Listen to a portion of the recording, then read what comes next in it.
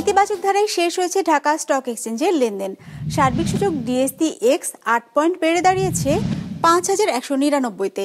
বেচা কেনা হয়েছে ৪১২ কোটি টাকার। লেনদেনে অংশ নেওয়া প্রতিষ্ঠানগুলোর মধ্যে দাম বেড়েছে ১৮২টির, কমেছে ১৩৮টির, আর অপরিবর্তিত আছে ৭৭টির দর। এবার বাজার নিয়ে বিশ্লেষণ শুনবো সিটি ব্যাংক ক্যাপিটালের। আজ দিনের শুরুতে মার্কেট ঊর্ধ্বগতি নিয়ে তার লেনদেন শুরু করে।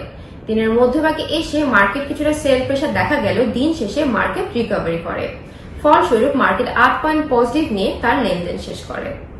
আজ মার্কেটে লেনদেনরত কোম্পানির মধ্যে শেয়ার মূল্য বেড়েছে 182টি কোম্পানির, শেয়ার মূল্য কমেছে 138টি কোম্পানির এবং অপরিবর্তিত ছিল 77টি কোম্পানির শেয়ার মূল্য। মার্কেটে আজ টোটাল টার্নওভার ছিল 412 কোটি টাকা।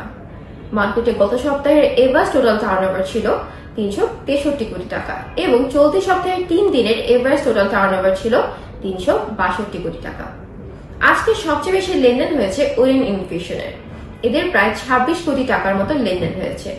দ্বিতীয়তে ছিল বিচ হ্যাচারি লিমিটেড। ইন্ডেক্স বাড়ার জন্য সবচেয়ে বেশি কন্ট্রিবিউশন রেখেছে বিকন ফার্মাসিউটিক্যালস।